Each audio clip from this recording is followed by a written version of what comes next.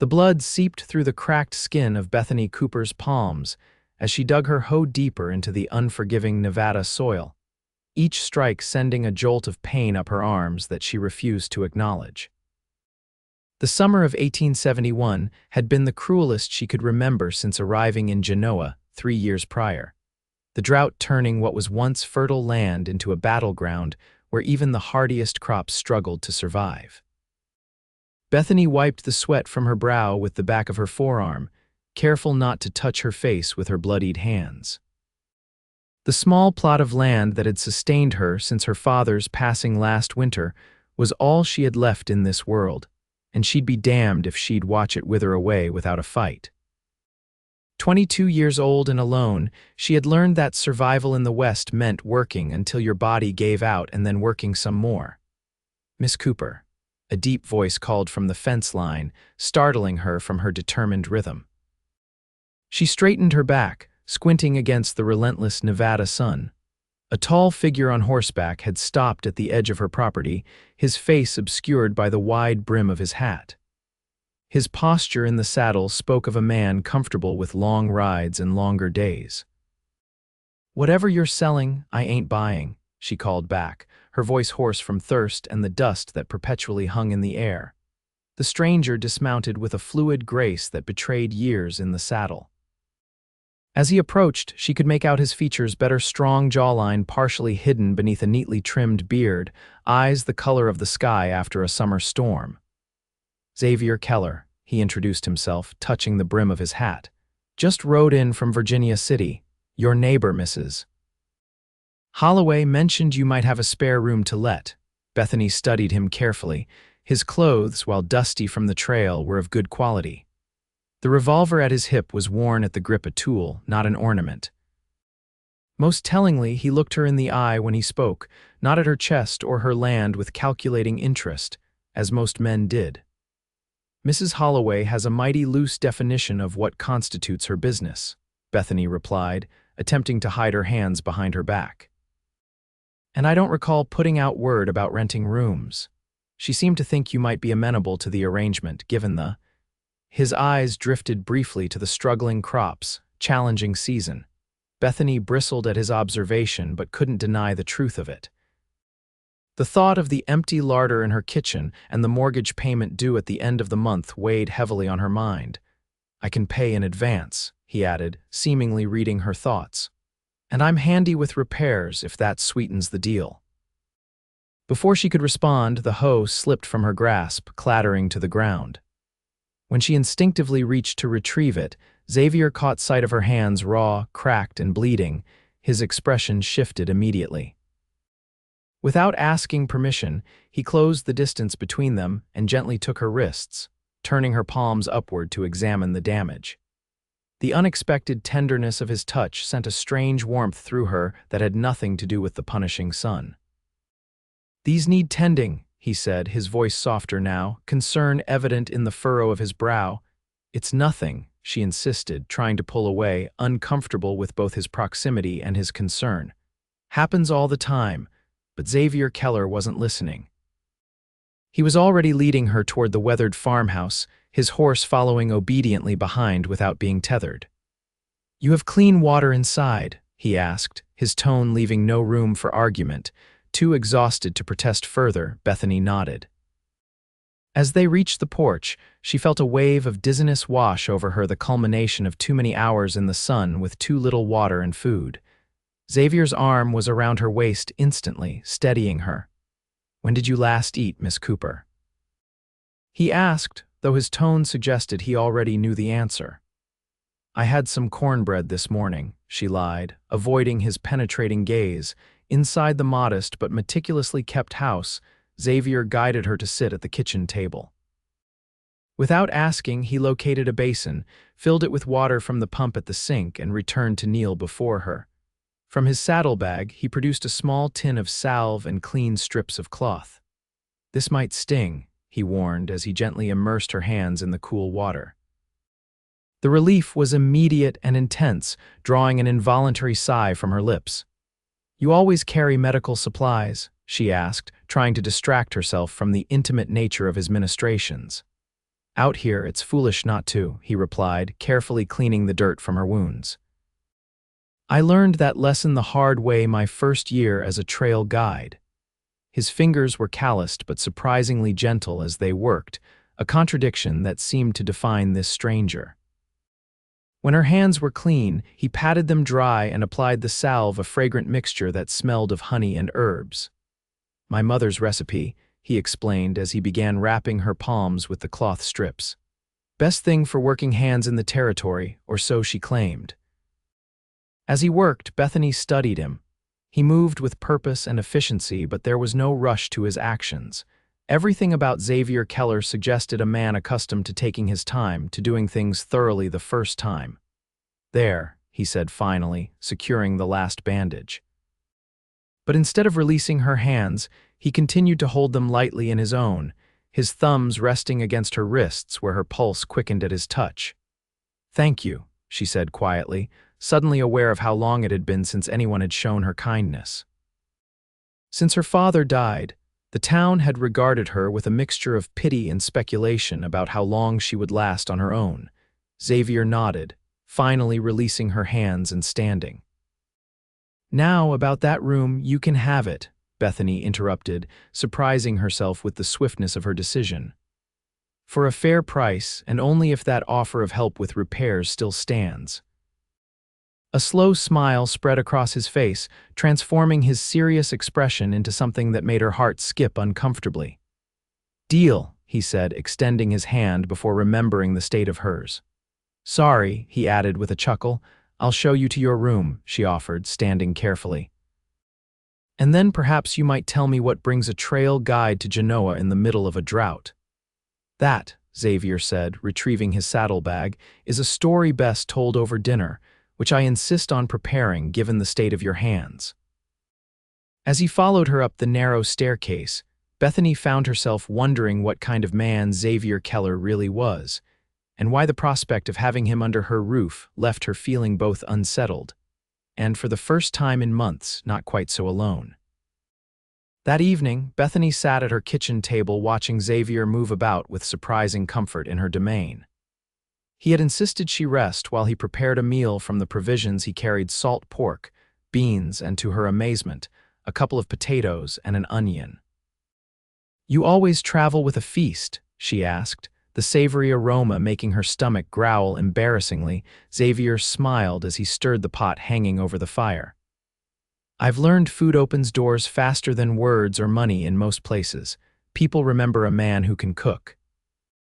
"And is that what you want? To be remembered?" She found herself genuinely curious about this man who had appeared like a mirage in her barren existence. He considered her question thoughtfully before answering. "I suppose we all want that in some way. But mostly, I just like seeing people enjoy a good meal." He ladled the stew into 2 bowls and set one before her. "Careful now, it's hot."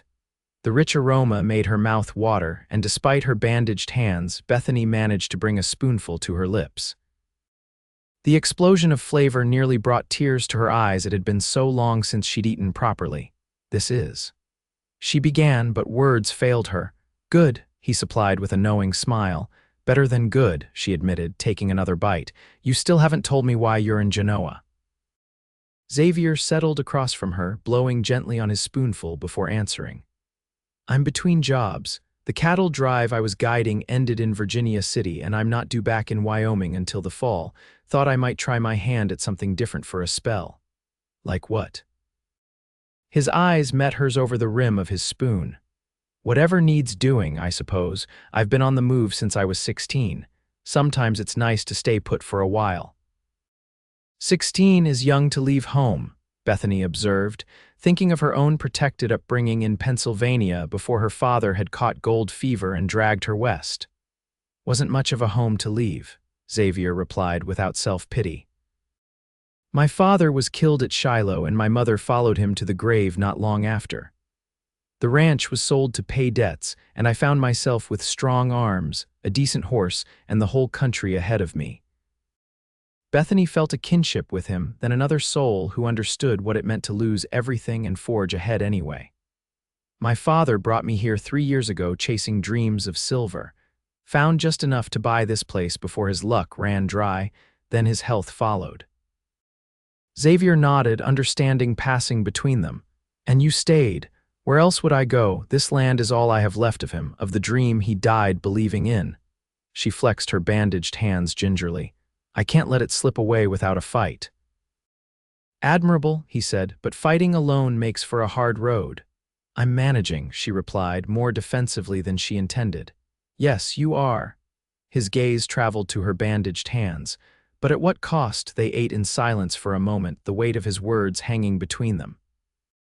Tomorrow, Xavier said finally, I'll take a look at that irrigation channel I noticed on your east field. With some adjustments, we might be able to get more water to your crops before they're lost completely. Bethany raised an eyebrow. I did offer repair services as part of our arrangement, he reminded her with a half smile. Unless you'd rather I keep to myself, the thought of Xavier Keller keeping to himself seemed suddenly undesirable. No, she said softly, I could use the help. As the evening wore on, they talked of practical matters, the layout of the farm, the challenges of the season, the state of her father's tools in the barn. Xavier listened intently, asking thoughtful questions that revealed an understanding of farming that surprised her. For a trail guide, you know a lot about crops, she observed as they finished the last of the stew. I've worked all manner of jobs, he explained. Spent a year on a wheat farm in Kansas, 2 seasons at an apple orchard in Oregon. You pick things up along the way. A man of many talents, she mused. Jack of all trades, master of none, he corrected with a self-deprecating smile, except maybe for cooking. The domesticity of the scene struck Bethany suddenly, the comfortable conversation, the shared meal, the way the lamplight softened his features. For a moment she could almost imagine this was how things could be, instead of the solitary existence she had resigned herself to. I should turn in, she said abruptly, rising from the table. Morning comes early. Xavier stood as well, gathering their bowls. I'll clean up here. You rest those hands. You don't have to, I know, he interrupted gently. I want to. Bethany hesitated, unaccustomed to accepting help. Thank you, she finally managed, for dinner, and she held up her bandaged hands. Sleep well, Miss Cooper, he said, his voice a low rumble that followed her up the stairs long after she'd left the room, in her bedroom. Bethany carefully unwound her father's pocket watch and placed it on the nightstand, a ritual performed every night since his passing.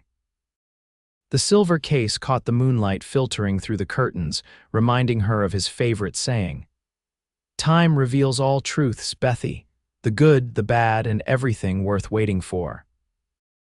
As she settled into bed, she wondered what truths time would reveal about Xavier Keller, and why the thought both terrified and thrilled her in equal measure. Dawn broke with a clarity that hinted at another scorching day ahead. Bethany woke to the unfamiliar sound of movement downstairs and lay still for a moment, momentarily disoriented until the events of the previous day came flooding back. Xavier Keller, the wounded hands, the dinner that still lingered pleasantly in her memory. She dressed quickly in her work clothes, a simple cotton dress covered by a sturdy apron, and checked her bandaged hands. The bleeding had stopped, and while they were still tender, the salve had worked wonders overnight. Downstairs, she found Xavier already dressed and moving about the kitchen with quiet efficiency.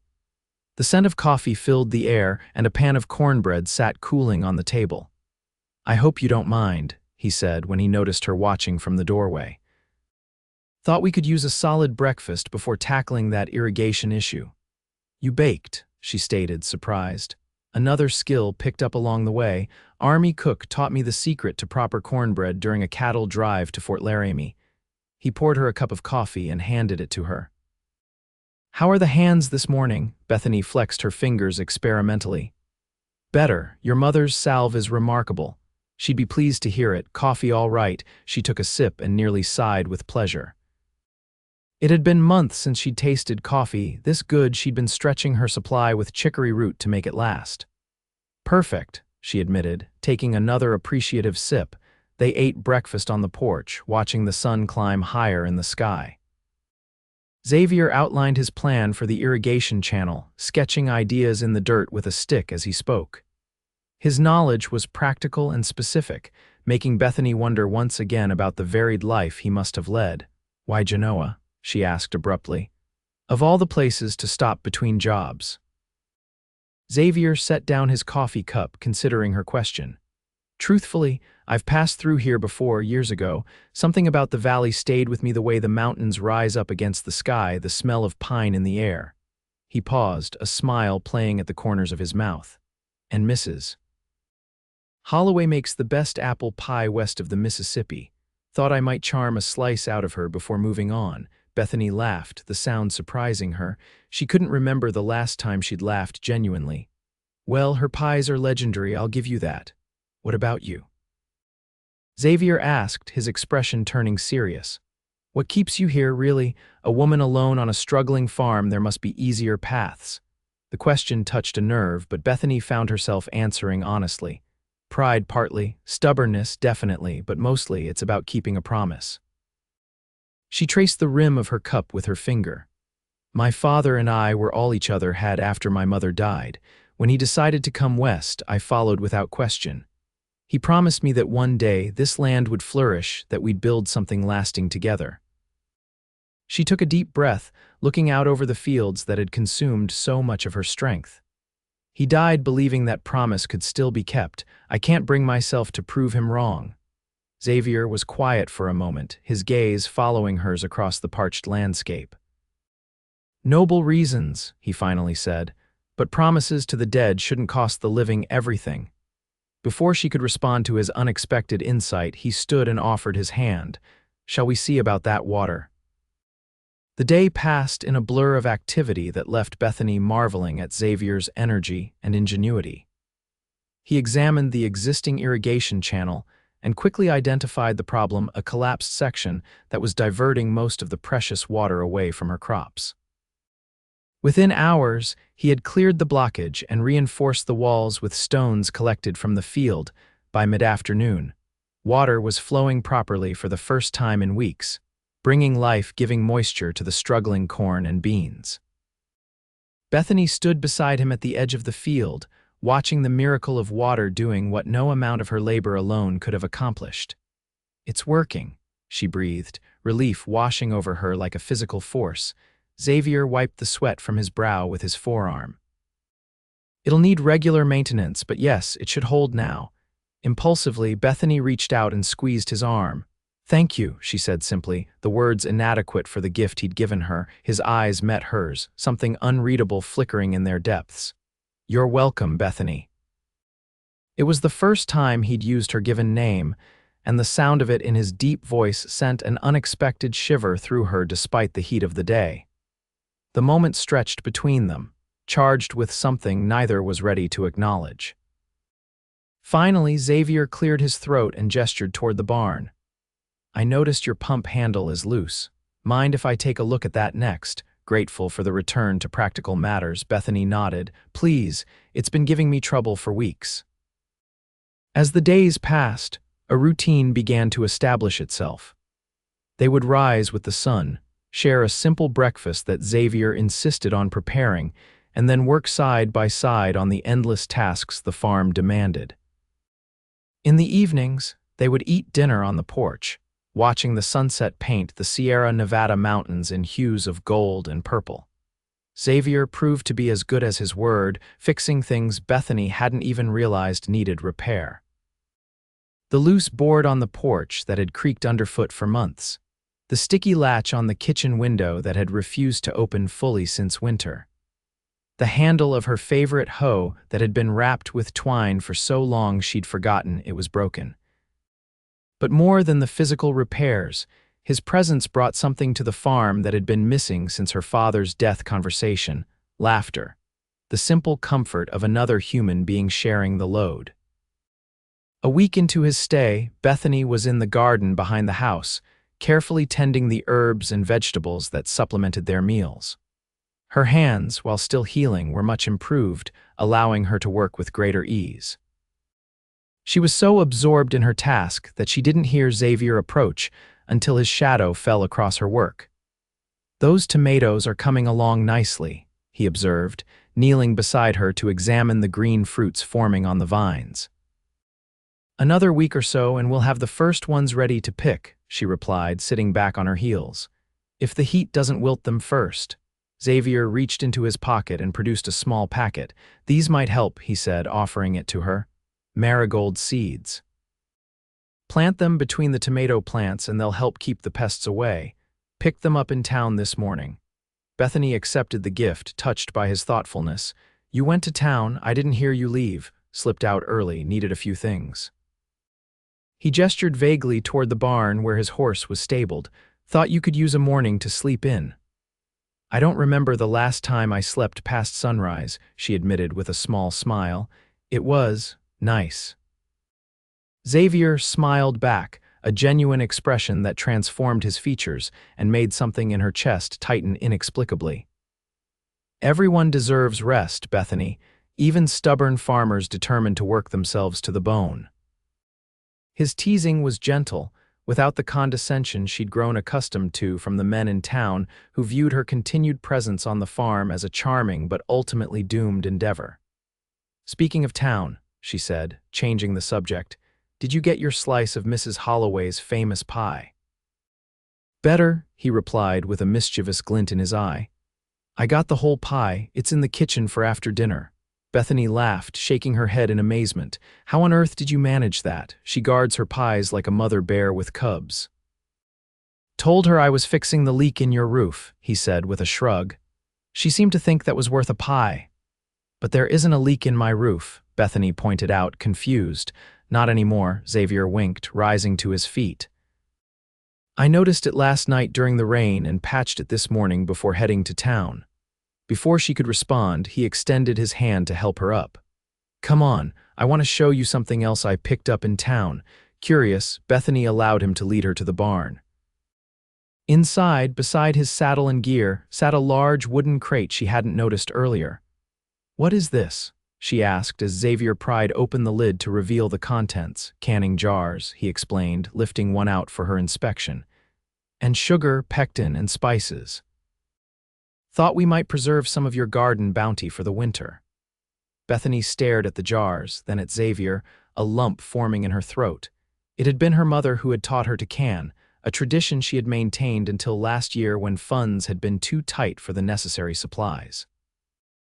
"Xavier, she began, but the words caught in her throat.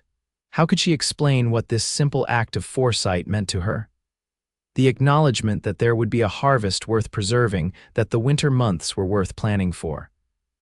"You don't have to say anything," he said softly, seeming to understand her emotion. "I just thought it might be practical." "It is," she managed finally. "Very practical, thank you."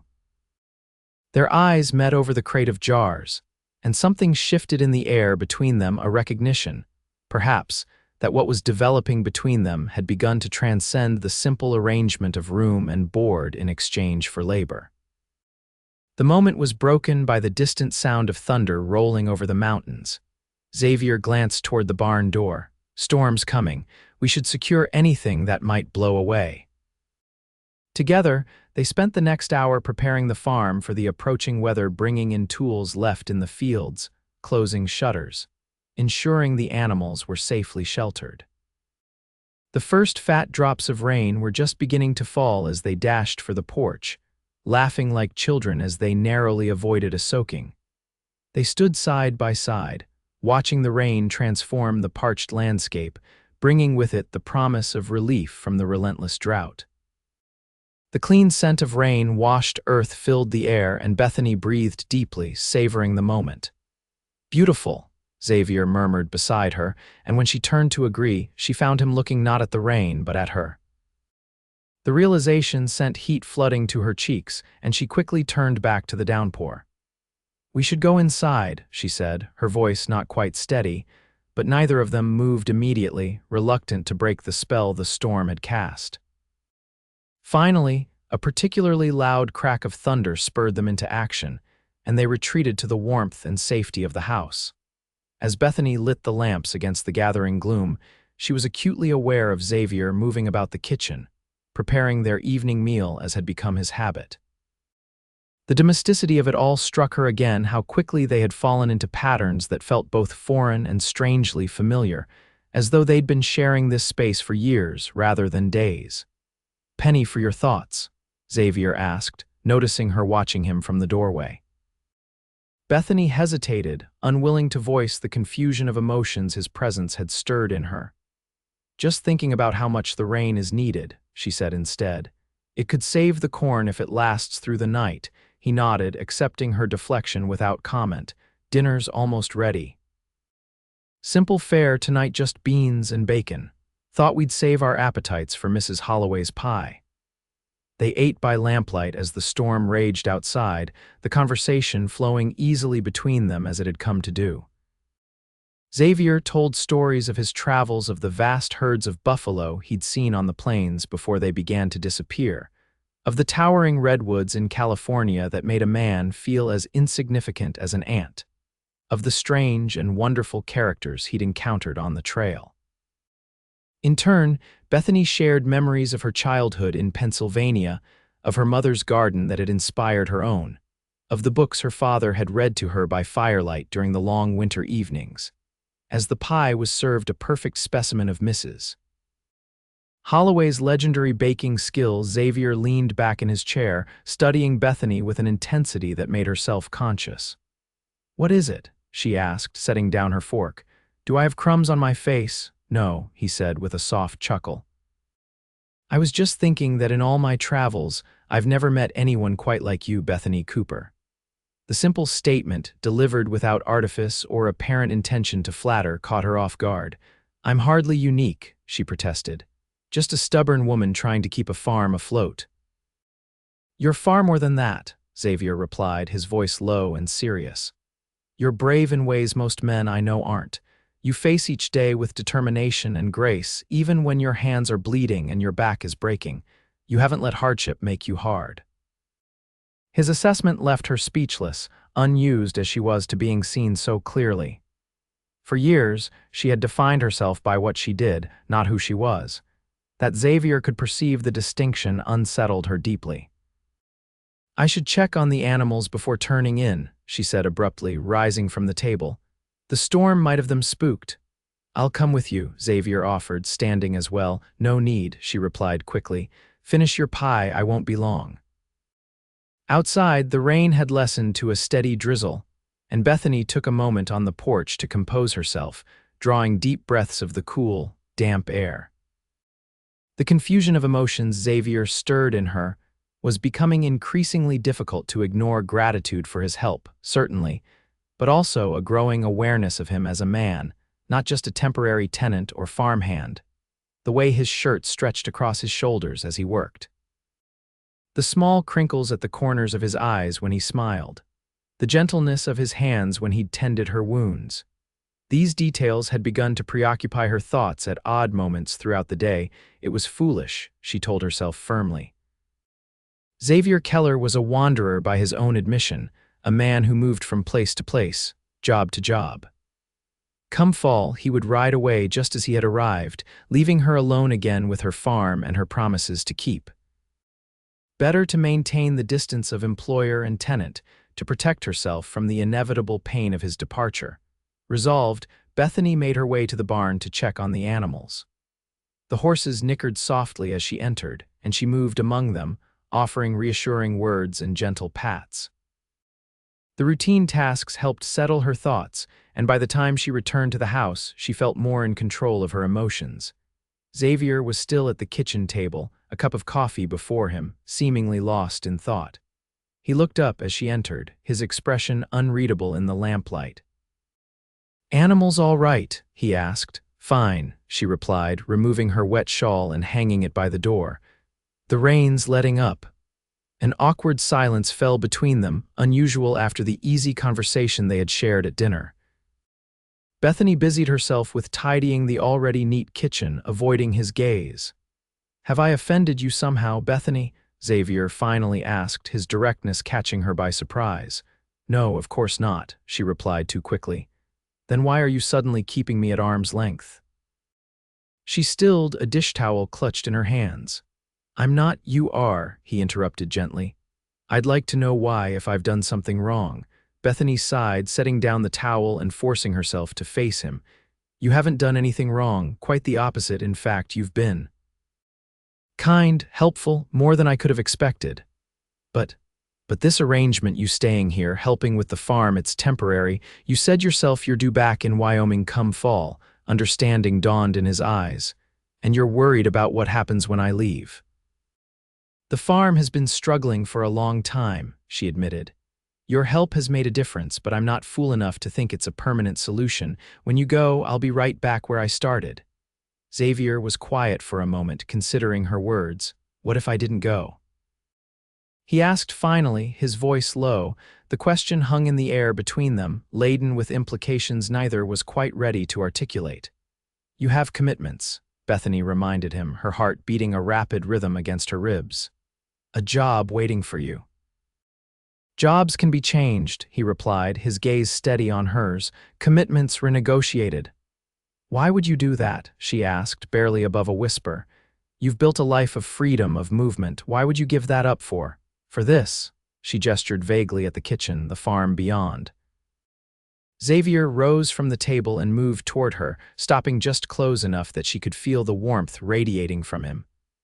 Because in all my wandering, I've never found a place that felt like it could be home, until now.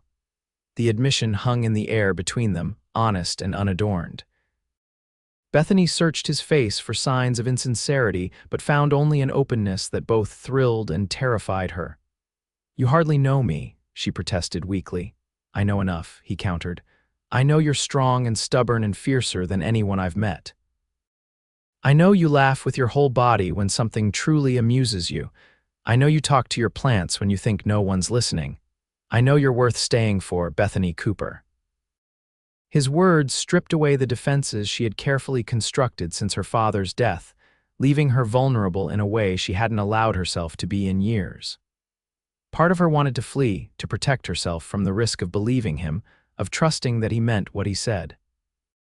But a greater part yearned to take the chance he was offering.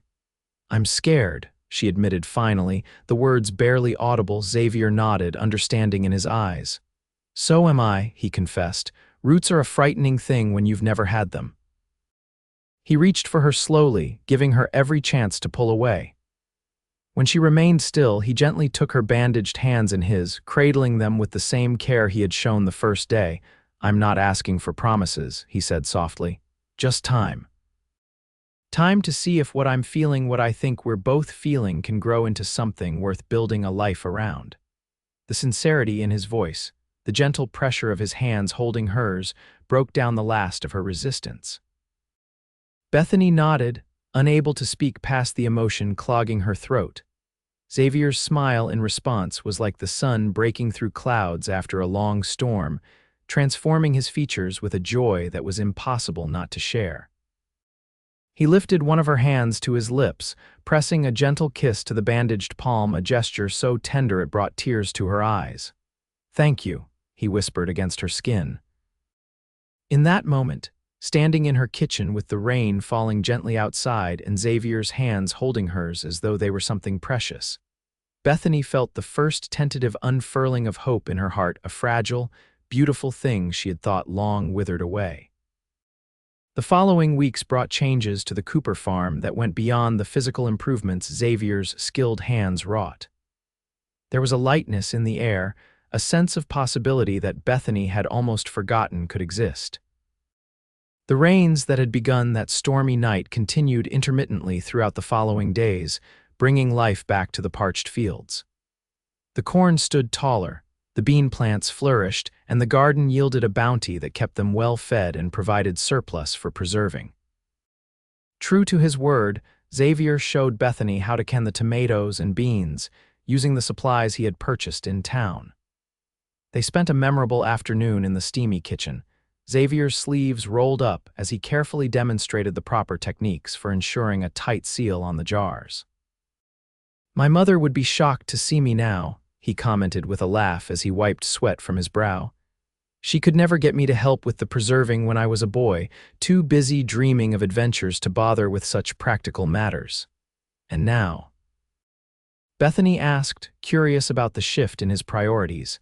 Xavier considered the question as he filled another jar with the ruby-red tomatoes they had harvested that morning. Now, I understand that preserving food is about more than just practical necessity. It's about hope, faith in the future. Believing there will be cold winter days worth preparing for. His words resonated deeply with Bethany, capturing exactly what had always drawn her to the ritual of canning. It wasn't merely about survival, it was an act of optimism, a declaration that tomorrow was worth planning for. As the summer days passed, their relationship evolved with a gradual, natural progression that felt neither rushed nor constrained. Each evening spent in conversation on the porch, each shared meal, each moment of working side by side in the fields drew them closer, building a foundation of mutual respect and understanding. Xavier kept his word about not pushing for promises, allowing Bethany the space to adjust to his presence in her life, to the possibility of a future different from the solitary one she had resigned herself to. But in small ways, he made his intentions clear, the brush of his hand against hers as they worked, the lingering of his gaze when he thought she wasn't looking, the tenderness in his voice when he spoke her name. One evening in late July, as they sat on the porch watching fireflies dance in the gathering twilight, Xavier mentioned a letter he had received from his employer in Wyoming. "He's wondering if I'll be back for the fall drive," he said casually, though Bethany could sense the importance of the conversation. "And what did you tell him?" she asked, trying to keep her voice neutral despite the sudden tightness in her chest. Xavier turned to face her, his expression serious in the fading light. "I told him I wouldn't be returning, that I'd found somewhere I'd rather be." The simple statement, delivered without drama or expectation, filled Bethany with a warmth that had nothing to do with the summer evening. "You're certain?" she asked, needing to hear his conviction. "More certain than I've been about anything in a long time," he replied, reaching for her hand. Her palms had long since healed, thanks to his care and the miraculous salve, but he still touched them with a gentleness that never failed to move her. "If you'll have me, Bethany, I'd like to stay, not just as a farmhand or a tenant, but as more." The word hung between them, full of promise and possibility. "I'd like that," she whispered, squeezing his hand in return. Xavier's smile lit his face, and without hesitation, he leaned forward and kissed her a gentle, questioning touch that deepened when she responded with equal fervor. His arms encircled her waist, drawing her closer, and Bethany felt something within her unfurl completely, a bloom opening to the warmth of his presence. When they finally parted, both breathless and flushed, Xavier rested his forehead against hers. "I've wanted to do that for weeks," he confessed. "Why didn't you?" she asked, her fingers tracing the line of his jaw, exploring the texture of his beard. "I needed you to be sure," he replied simply. "To know your own mind without feeling pressured or obligated." His consideration, his respect for her autonomy, only confirmed what Bethany already knew, that Xavier Keller was a man unlike any she had ever known, a man worth risking her heart for. As summer gave way to the golden days of early autumn, the Cooper farm underwent a transformation that went beyond the abundant harvest they were reaping. Xavier's presence had brought energy and innovation to the operation, introducing new techniques and efficiencies that Bethany's father, for all his determination, had never considered. They expanded the irrigation system to reach more of the fields, built a new chicken coop that doubled their egg production, and repaired the old smokehouse that had stood unused since before Bethany's arrival. Each improvement was made with an eye toward the future, toward sustainability and growth rather than mere survival. In town, the change in Bethany's circumstances did not go unnoticed.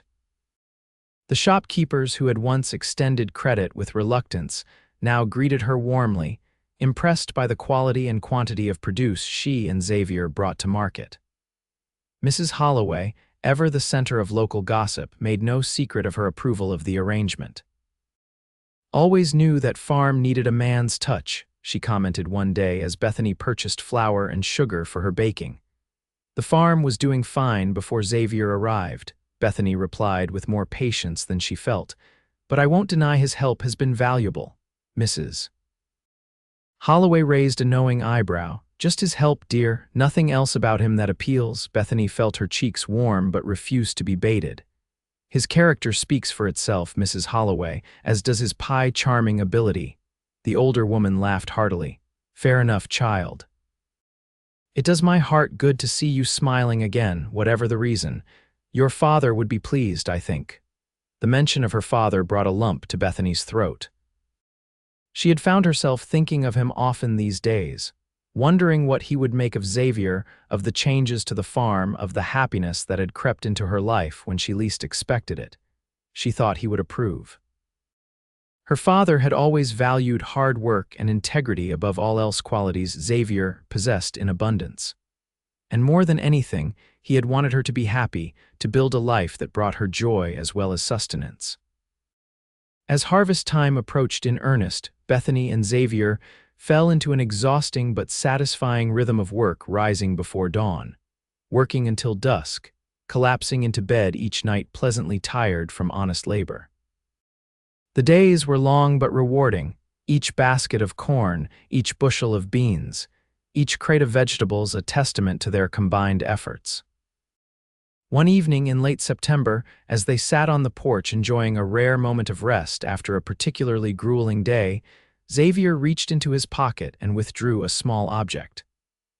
"I've been meaning to give you this," he said, holding out a delicately carved wooden box no larger than his palm. "Made it from that cherry tree branch that came down in the storm last month." Bethany accepted the box with surprise, running her fingers over the smooth surface.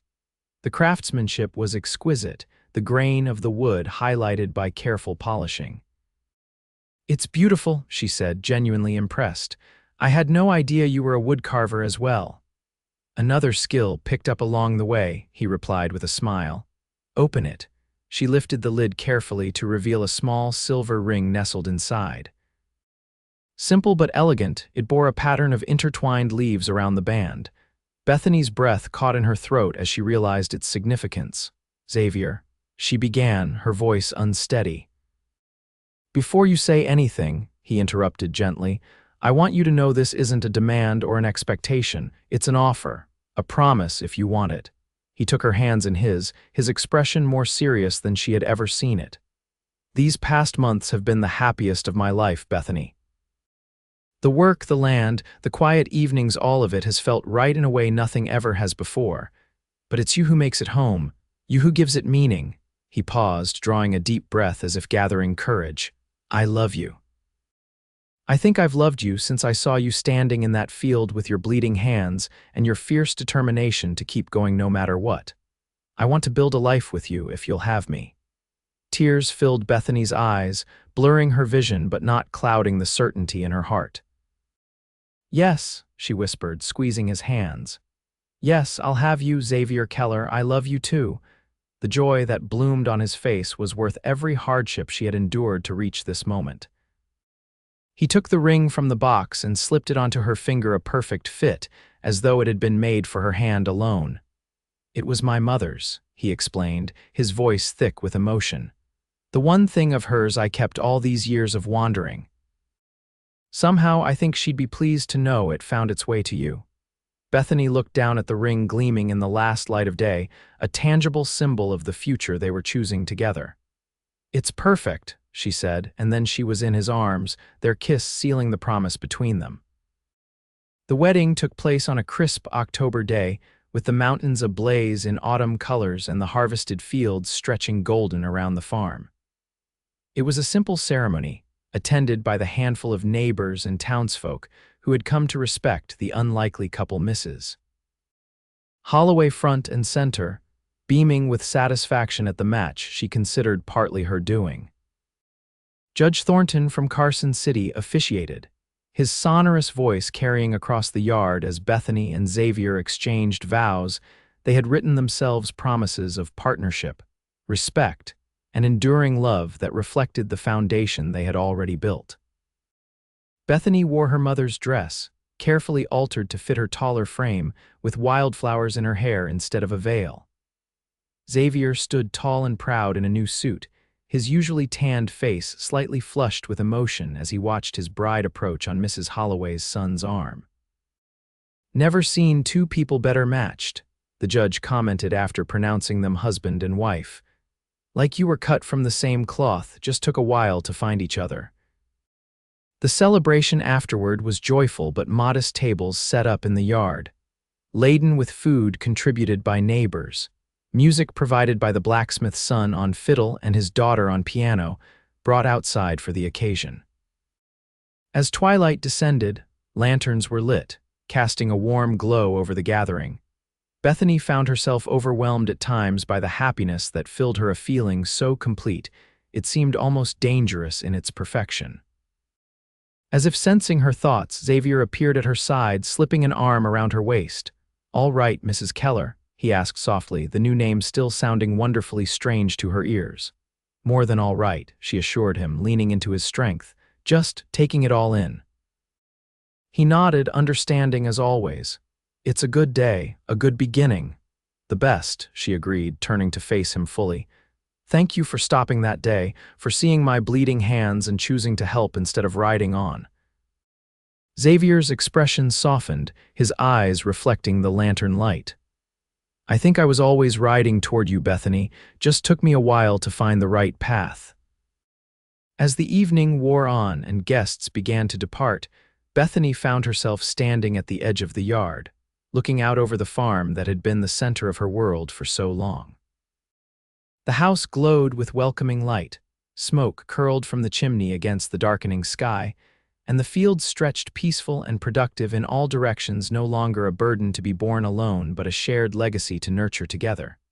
Xavier joined her, following her gaze across the property. "Penny for your thoughts, wife," he asked, the new title bringing a smile to both their faces. "I was thinking about my father," she admitted, "about promises kept and dreams realized. He wanted this place to flourish, to support a family, to be a home worth having. I think we've made that happen." "We have," Xavier agreed, pulling her close against the evening chill. "And we'll keep making it better day by day." As they stood together, the first stars appearing in the velvet sky above, Bethany felt the rightness of their union settle deep in her bones. From bleeding hands to healing heart, from solitary struggle to shared strength, the journey had brought her to this moment of perfect contentment. "Shall we go in?" Xavier asked after a while, pressing a kiss to her temple. "Tomorrow comes early, and we've a lifetime of work ahead." "A lifetime," Bethany echoed, savoring the promise in those words. "Yes, let's go home." Hand in hand, they walked toward the house that would shelter their dreams, their future stretching before them like the vast Nevada sky, boundless with possibility, rich with hope, and deeply, enduringly theirs to shape together. The years that followed their wedding brought changes to the Cooper Keller farm that even Bethany's optimistic father might have found hard to imagine. With Xavier's ingenuity and Bethany's determination, they expanded operations beyond subsistence, farming into a thriving enterprise that became known throughout the Carson Valley for its quality produce and innovative methods. The winter after their marriage, Xavier used his savings to purchase additional acreage adjoining their property land that had lain fallow for years after its owner had abandoned it for the silver mines. With careful management and the irrigation techniques Xavier had perfected, they transformed the neglected soil into productive fields that doubled their harvest the following year. By their second anniversary, they had added a small orchard of apple and pear trees, a venture that Mrs. Holloway declared was about time, considering the quality of soil in that western field. Her approval was cemented when, 3 years later, Bethany's Preserves won first prize at the county fair, unseating Mrs. Holloway's long-standing claim to the blue ribbon. "Had to happen someday," the older woman acknowledged with surprising graciousness. "And better you than anyone else, dear." Life was not without its challenges, of course. The winter of 1874 brought heavy snows that collapsed the barn roof, requiring weeks of backbreaking labor to rebuild. A drought in 1876 tested their irrigation system to its limits. and a late frost in 1878 damaged much of the apple crop just as it was beginning to flower. But through each setback, the foundation of their partnership held firm. They faced each challenge together, finding strength in their shared determination and comfort in their deepening bond. The hands that had once bled from solitary toil now worked in tandem with Xavier's, their calluses badges of honor in a life built through mutual effort and respect. Their greatest joy arrived on a warm spring morning in 1873, when Bethany gave birth to their first child, a son they named James, after Bethany's father. Xavier paced the yard through the night as Mrs. Holloway, serving as midwife, attended the birth. When she finally called him inside to meet his son, the expression of wonder on his face as he held the tiny bundle was one Bethany would treasure for the rest of her days. "He's perfect," Xavier whispered, tears unashamedly tracking down his cheeks as he sat beside Bethany on the bed. "Absolutely perfect. He has your eyes," Bethany observed tiredly, reaching up to touch her husband's face, "and hopefully your patience." Xavier laughed softly, pressing a kiss to her forehead. "And your courage, I'm thinking, your determination." James proved to be a happy, robust child with an innate curiosity about the world around him. From the moment he could toddle, he followed his father around the farm, solemnly observing each task and attempting to help in his small way. By 5, he was collecting eggs and feeding chickens without supervision. By 8, he could hitch the plow horse as well as any farmhand. His sister, Elizabeth, arrived in the winter of 1875, a delicate-looking child with a will of iron who quickly proved that appearances could be deceiving. Where James was methodical and thoughtful, Elizabeth was impulsive and imaginative, filling the house with stories and songs as she grew. "Like night and day, those two," Mrs. Holloway commented during one of her frequent visits, watching the siblings play in the yard. "But that's the beauty of family, isn't it? Room for all sorts." Family was indeed at the center of the life Bethany and Xavier built together. Their home became a gathering place for holidays and celebrations, open to neighbors and friends who appreciated the warmth and welcome they found there. Even Xavier's former employer from Wyoming, passing through Nevada years later, remarked on the change in his once restless guide. "Never thought I'd see the day Xavier Keller put down roots," the cattle baron commented over dinner. "But seeing you here with this fine family and this thriving farm, I can't say I'm surprised. You found your true calling, old friend." Xavier, watching Bethany help Elizabeth with her dinner while James solemnly explained the workings of the new windmill to their guest, nodded in agreement. "Best decision I ever made was stopping that day," he said quietly. "Seeing those bleeding hands and knowing I couldn't ride away. As the children grew, so did the farm's reputation." The Keller preserves and dried fruits found their way to markets as far away as San Francisco, carried by the newly completed transcontinental railroad that had transformed the West during their years together. The additional income allowed them to add modern improvements to the farm: a new well with a proper pump, a larger chicken house, even a small greenhouse where Bethany could start seedlings early in the season. But perhaps their proudest achievement was the school they helped establish in Genoa in 1880. Bethany had always valued education, having been fortunate enough to attend school regularly in Pennsylvania before coming west. The lack of formal schooling for children in the area had troubled her for years. "Children need more than just practical skills," she argued at a town meeting. "They need books and numbers and history, a foundation for whatever they might choose to become."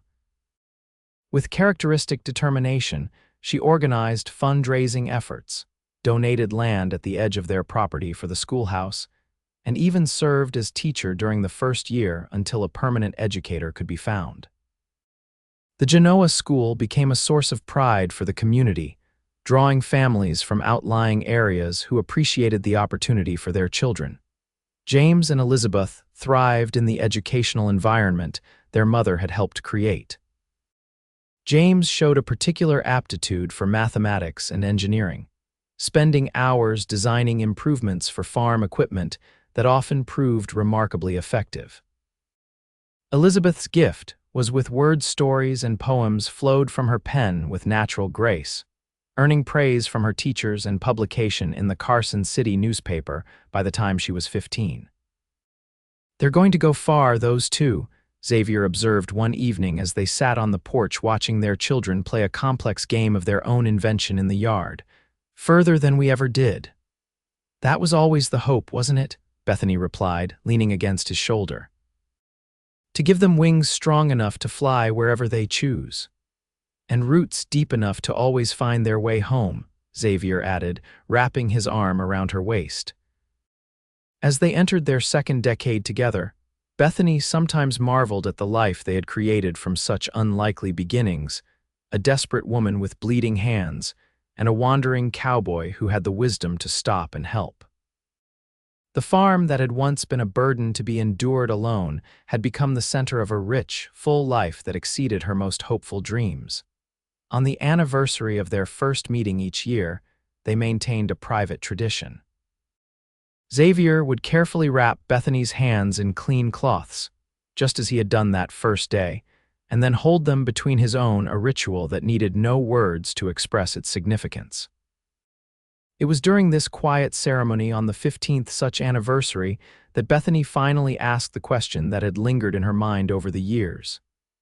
"Did you know that first day that we would come to this?" she asked, watching his weathered hands gently hold hers.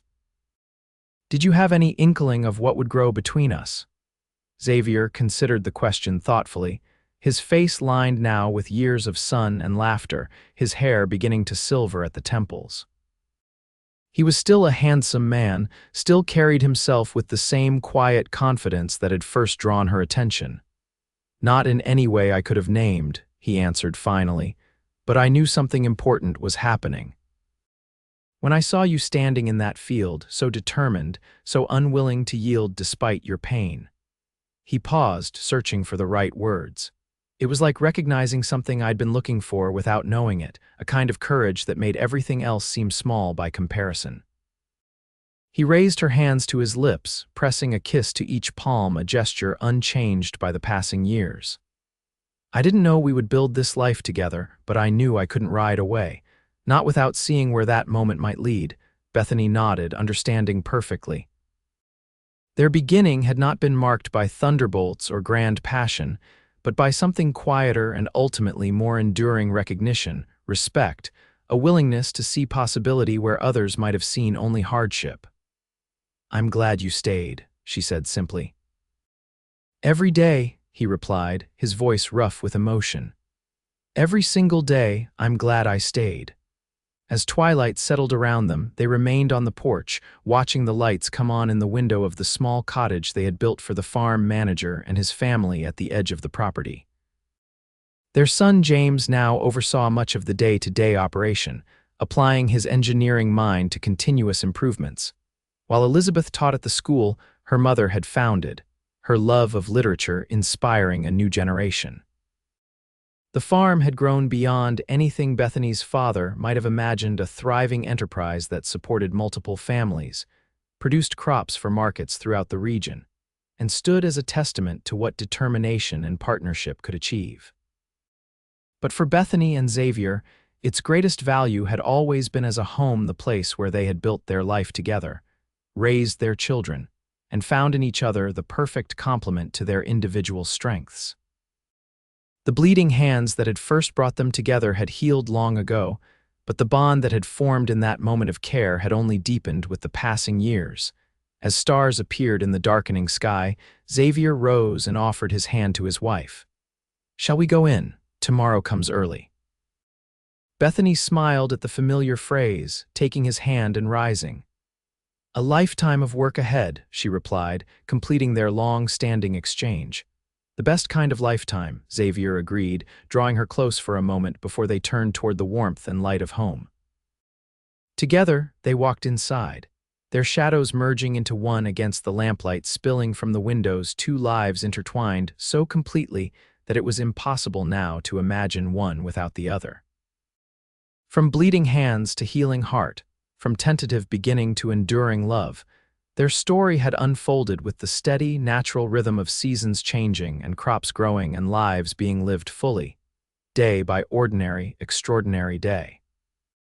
In the years that followed, the Keller farm continued to thrive, becoming something of a landmark in the Carson Valley.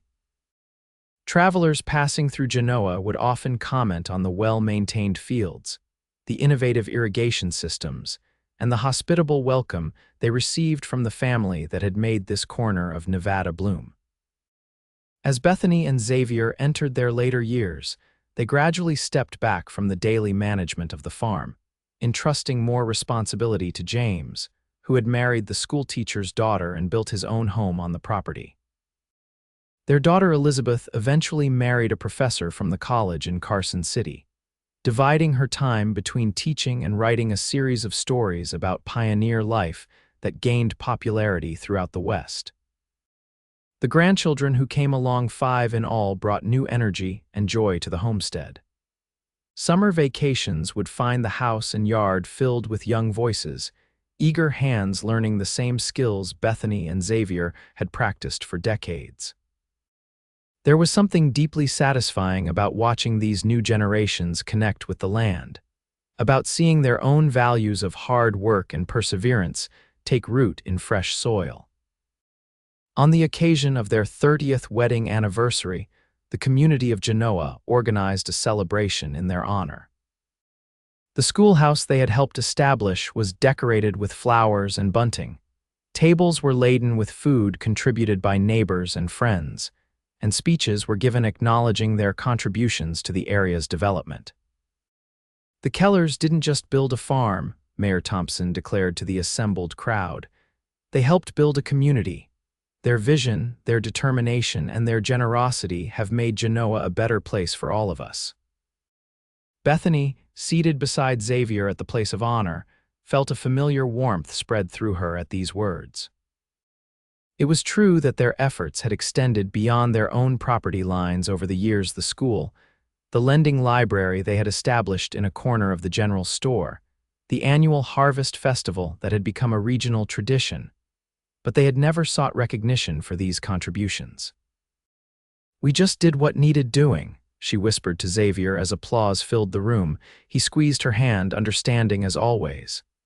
"That's been your way from the beginning," he replied with a fond smile, "seeing what needs doing and getting it done, no matter how hard the work." Later that evening, as they walked home under a canopy of stars, Bethany reflected on the journey that had brought them to this point. The bleeding hands that had first caught Xavier's attention had long since healed, the calluses of decades of work now softened with age. The farm that had once been a desperate gamble was now a thriving legacy.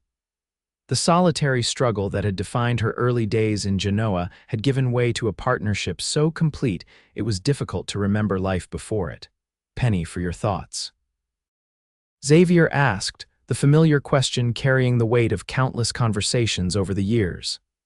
"I was thinking about time," she replied, her arm linked comfortably with his. "How it changes everything and nothing at all," he nodded, understanding her meaning without need for elaboration.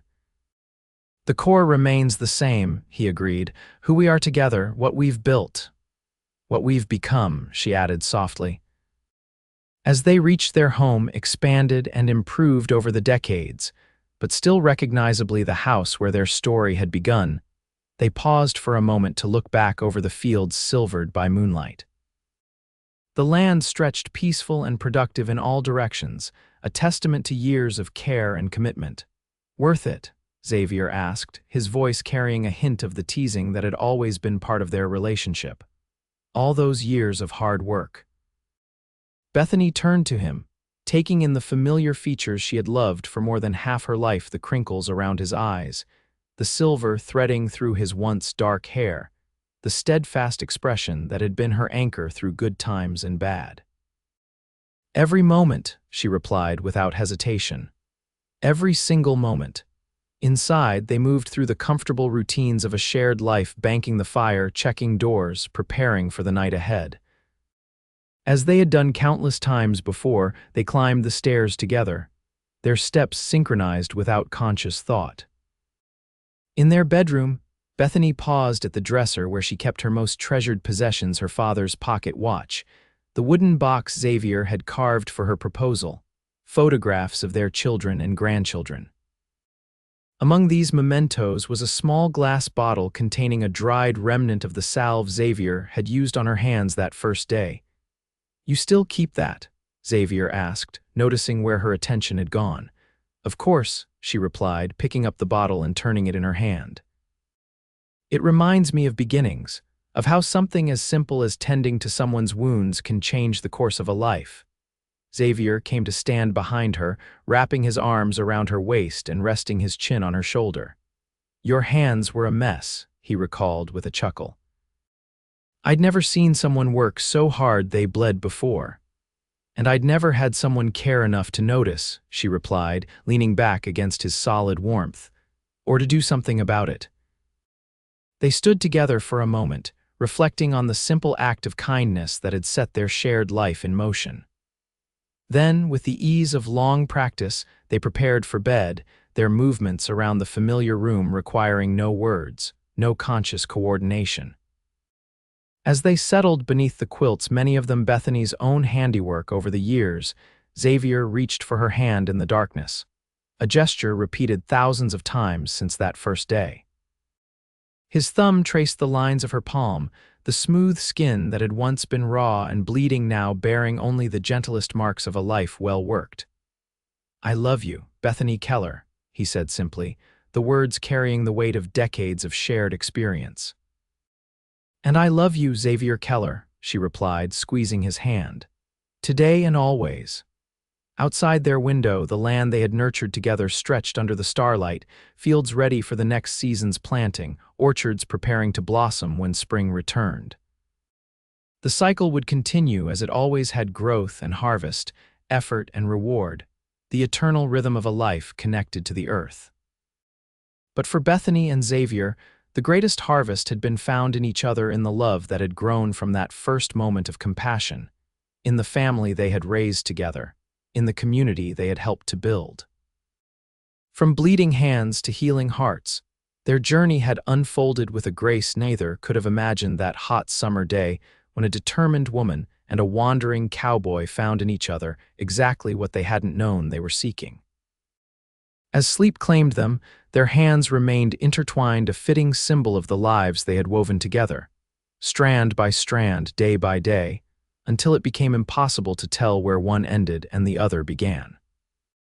In this connection, they had found the truest meaning of home, not just a place on the map, but a presence beside you, supporting you, loving you through all the seasons of a shared life.